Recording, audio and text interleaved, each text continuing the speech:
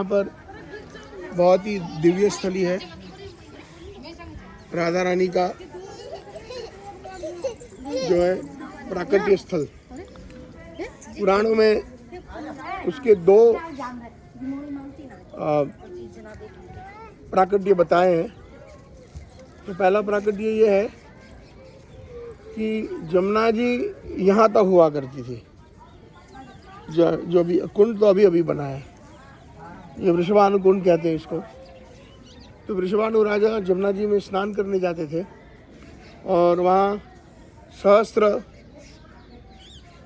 जो है सुवर्ण कमल और एक छोटी सी बिटिया उनको नज़र आई और वो गए और वो कमल उसके पास बहता हुआ आ रहा था, महाराज के पास, राजा वृषभानु के पास, और उन्होंने उसको उठा लिया अपनी गोदी में और घर ले गए। कीर्तिदा माता जी बहुत ही प्रसन्न हुई कि उनके पास कोई लाली नहीं थी, उनके पास एक लाला था, श्रीराम, जो राधा रानी का बड़ा भाई है। लेकिन एक समस्या थी, शोक हर्ष दोनों का कारण था। देखो राधा रानी का तोता उस पेड़ में 3 है, तोता है पेड़ पे, दिखा दिख लिया। तो शोक हर्ष था। हर्ष इसलिए था कि उनको एक लाली मिली, बहुत ही सुंदर एकदम, लेकिन एक चीज थी कि वो अपनी आंखें नहीं खोल रही थी। वो जो है अपनी आंखें खोल नहीं रही थी। और नो यू कम हियर, लागला नाही ना, वाचलं चल। सो नारद जी एक बार आए और वृषभानु राजा से पूछा, सब ठीक है, कितना लाला लाली है? तो उन्होंने कहा कि भाई एक लाला है मेरा और कोई नहीं। तो फिर थोड़ा सा दुखी होकर के कहा कि हाँ एक लाली भी है। तो आप दुखी क्यों हो? तो देवऋषि आप तो सब जानते हो कि हमारी लाली जो है वो आंखें ही नहीं खोल रही है जब से हमें प्राप्त हुई है। तो बोले कहाँ है, दिखाइए। तो शयन कक्ष में जहाँ पर लाली शयन कर रही थी पालने में, वहाँ नारद जी को ले गए और नारद जी बोले मैं दरवाज़ा बंद करता हूँ, जरा मुझे कुछ मंत्र जंत्र करना है, ऐसे करके। तो वृषभानु राजा को बोला, कीर्तिदा माता को बोला कि आप बाहर जाइए। जैसे ही दरवाजे बंद हुए नारद जी नाचने लगे, राधे राधे राधे राधे, जो कृष्ण को भी सबसे प्रिय है और इस सृष्टि में जो सबसे भक्ति देवी है, उनके दर्शन हुए। फिर जो है दरवाज़ा खोलने के बाद नारद जी ने कहा कि सब ठीक हो जाएगा, चिंता मत कर लो, शीघ्र ही। तो प्रसन्न हो गए वो बात सुन करके। कोई ऋषि अगर कहता है, और खास करके नारद जी ने कह दिया, तो सामने गोकुल है, नॉट टू फार, 2.5-3 किलोमीटर पर। अच्छा। और वहीं पे जमुना जी है। तो वृषभानु राजा और नंद बाबा बहुत ही गाढ़े मित्र थे। तो जहाँ वो जाए वहाँ वृषभानु राजा जाए। तो जब नंदगांव से निकले, यहाँ से गोकुल से निकले, तो ये भी बोले कि मैं भी निकलूंगा। तो छठीकरा में ये भी रुके थे राजा वृषभानु। ऐसे करके बरसाना नंदग्राम बरसाना जो है ब्रह्मा जी का पर्वत है, उसके ऊपर बरसाना स्थित है और शिव जी के पर्वत पे नंदगांव। तो दोनों पास में है। तो एक बार ऐसा हुआ कि शीघ्र ही कृष्ण, नंद बाबा और यशोदा माई और कुछ व्रजवासी आए उनको पता चला, नारद जी को पता चल गया तो सबको पता चल गया। तो कि भाई वृषभानु को लाली हुई है, तो सब लोग बधाई देने आए। तो नंद बाबा, यशोदा माई, कीर्तिदा माता सब लोग व्यस्त थे अपने अपने उसमें, और शयन कक्ष में धीरे धीरे कृष्ण जो है अंदर ठुमक ठुमक गए। और कृष्णा उस टाइम बहुत छोटे थे, तो पालने में झूल रही थी राधा रानी।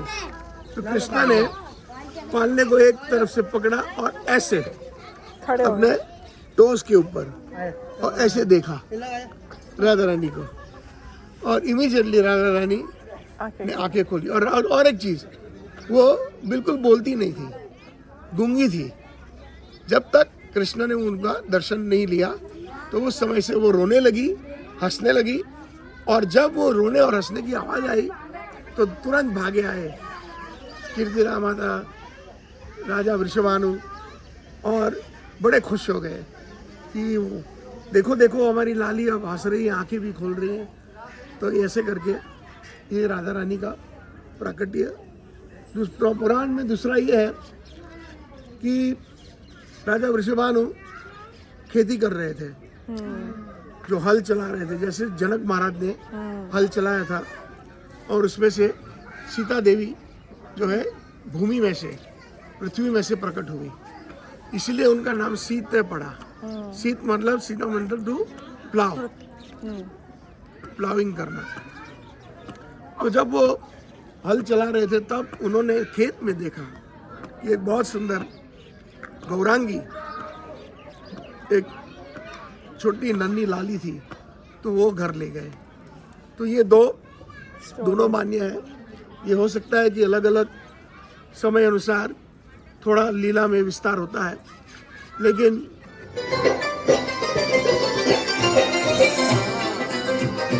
अंत में निष्कर्ष ये है कि वो वृषभानु नंदिनी है और कीर्तिदा सुंदरी है।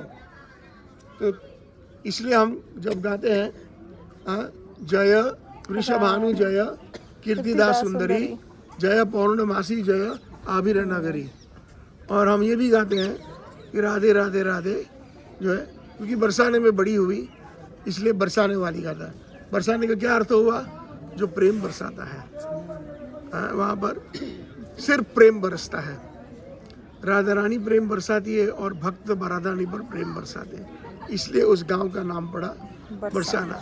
दूसरा अर्थ बरसाना का ये हुआ कि वृषभानु राजा के कन की नगरी है, मतलब वारसाना का बरसाना हो गया। वो वी और बी वाला चक्कर, बारा घाट वारा घाट। मैं अभी वही पूछने वाली थी बरसाना महाराज का। हाँ, तो दो अर्थ है उसमें। तो हम गाते हैं कि राधा रानी की जय, राधा रानी की जय, वृषभानु नंदिनी की जय जय जय, कीर्तिदा सुंदरी की जय जय जय जय। तो ये है राधा कृष्ण। मैंने ये कल बताया था गोवर्धन में कि जब कृष्ण ने तय किया कि मैं आऊँगा, अवतरित हुआ द्वापर में, तो राधा रानी ने कहा, उनको बोला चल राधे तू नहीं आएगी, बहुत सारे देवी देवता पर यदुकुल में जन्म ले लिए हैं और तेरे बिना क्या मजा राधे। बोले मैं जरूर आऊँगी, लेकिन मेरी ये 3 कंडीशन है, वृंदावन हो, यमुना हो और गोवर्धन हो, और गोवर्धन हो। तो कृष्णा ने उसमें कौन सी बड़ी बात है, राधे तेरी जो इच्छा। ऐसे करके गोवर्धन जी को, क्योंकि गोवर्धन जी गोलोक में भी है, यमुना जी गोलोक में भी बहती है, और वृंदावन तो गोलोक ही है, तो इसलिए वो तीनों को आना पड़ा उनको राधा रानी को प्रसिद्ध करने, ताकि उनकी लीला जो है माधुर्य बने। ये हमारी राधा रानी का ये प्राकट्य स्थली है। पहले तो ये कुछ नहीं था, ये अभी अभी बना है। ये जो क्या बोलते हैं इसको, कुंड के आसपास से हम उसको घाट, पहले नहीं था, सिर्फ पडल, natural. So it was a natural pond. Actually rain water collect होता था। अच्छा। बट यहाँ तक आती थी जमुना जी, यहाँ तक जहाँ